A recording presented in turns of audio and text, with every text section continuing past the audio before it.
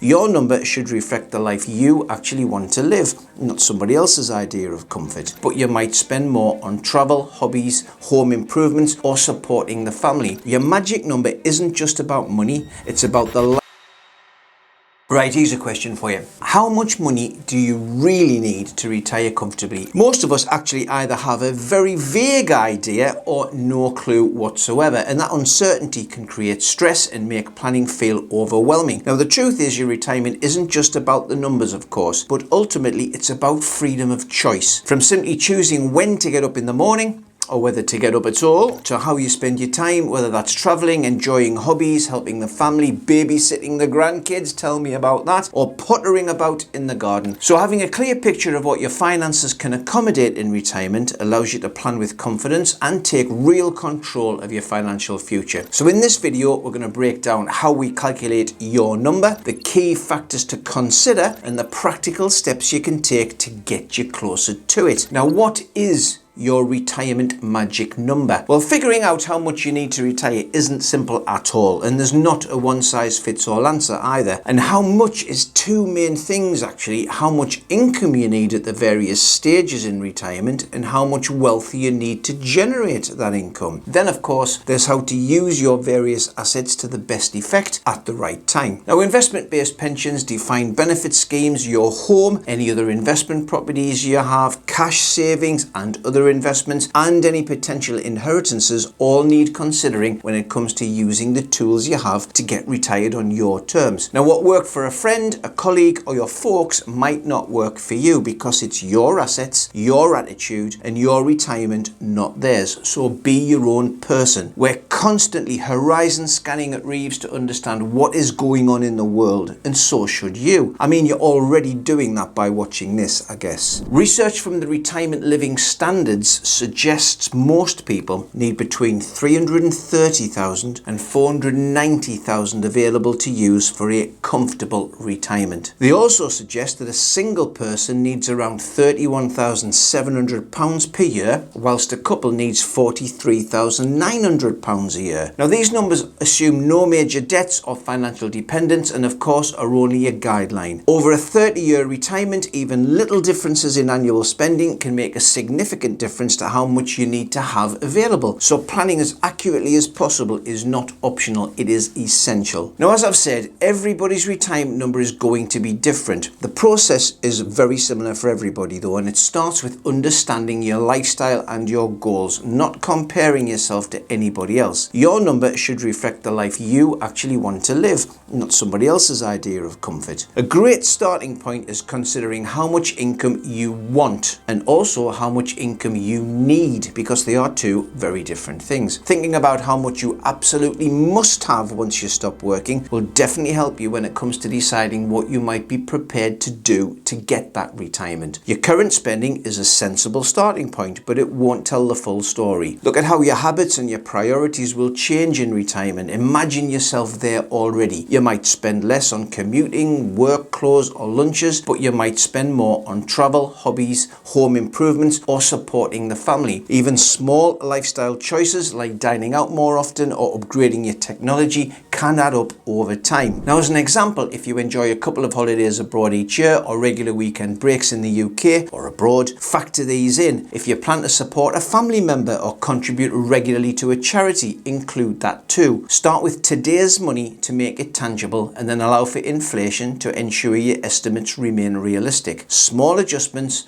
can prevent big surprises later. Next, you need to consider when you would really like to retire. Your chosen retirement age is one of the biggest variables when it comes to calculating your magic number. Retiring earlier gives you more freedom sooner, but it also means your savings need to stretch that wee bit further. The suggested life expectancy in the UK is around 79 for men and 83 for women, depending on what you read, of course. But many people live well into their 90s. Interestingly, I asked ChatGPT when I was preparing for this video what my average life expectancy was at age 57, which is how old I am. It suggested that my remaining life expectancy was higher than the figure at birth because I've already lived through the earlier years when mortality risk is higher. So it said. Now, based on the latest UK Office for National Statistics data, that's the ONS if I say it again, I have an 85% chance of living to 83 or 84 years old. That's 27 more years on the planet. But additionally, I've also got a 40% chance of living to 90, but I've only got a 5% chance of reaching 100. Of course, these are averages, and lifestyle, health and socio-economic factors all play their part, as does where you live. Postcode, funnily enough, is often taken into account when calculating mortality age. So planning for retirement of 30 to 35 years is actually very, very sensible. Imagine retiring at 55. Your retirement could last 35 years or more. Even moderate annual spending multiplies into a substantial total amount. If you wait too long, your options become more limited, and you may have to adjust your expectations or lifestyle when you really do not want to. Then take a look at where your retirement income will actually come from. It's likely to come from multiple sources. That's probably going to be state pension, workplace or personal pensions, rental or investment income, or you might do some part-time work, and it might come from ISAs, general investment accounts, investment funds, or inheritances. All of those things play their part. So add them all together and compare the total with the lifestyle you want. For example, if your combined pensions provide £20,000 a year, but your ideal retirement requires £35,000 a year, you're going to need to plan for that £15,000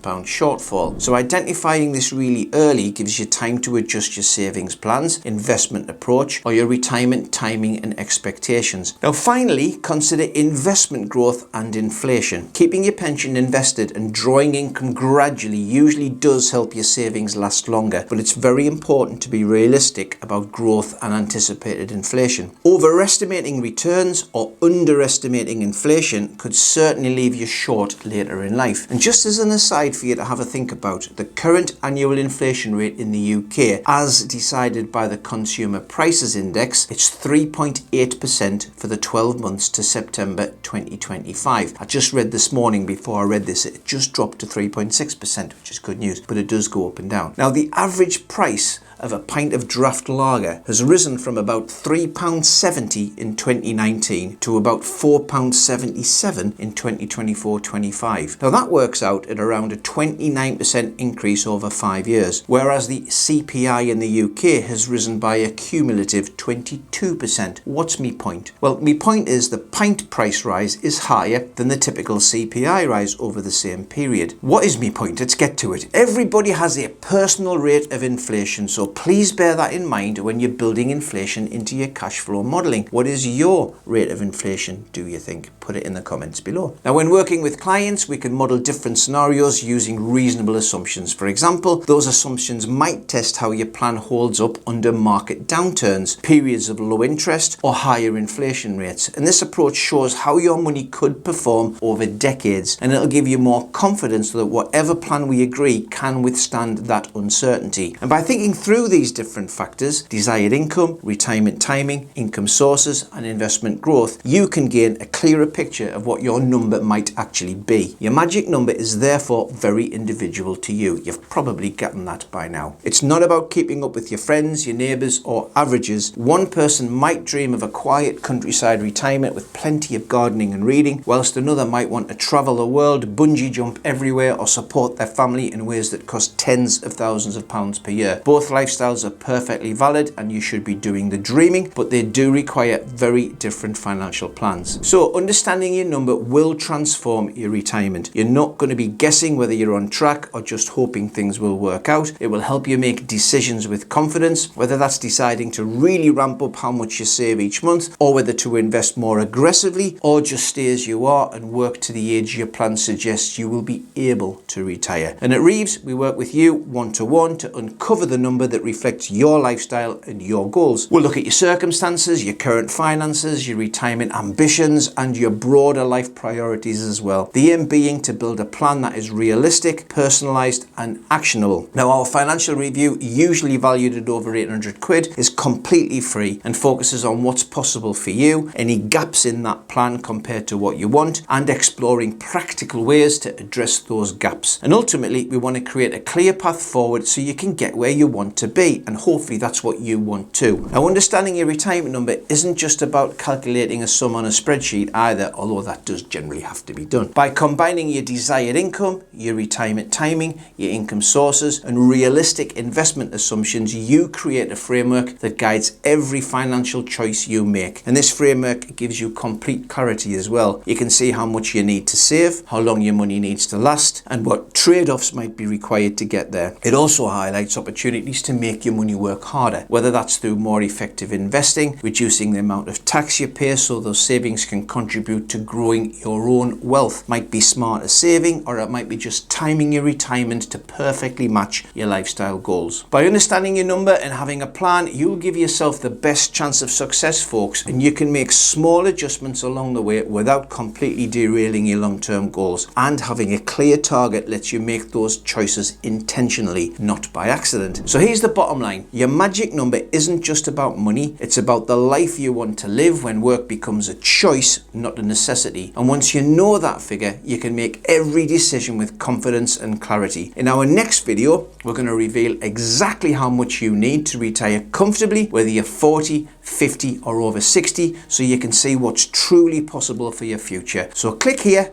and I'll see you all there.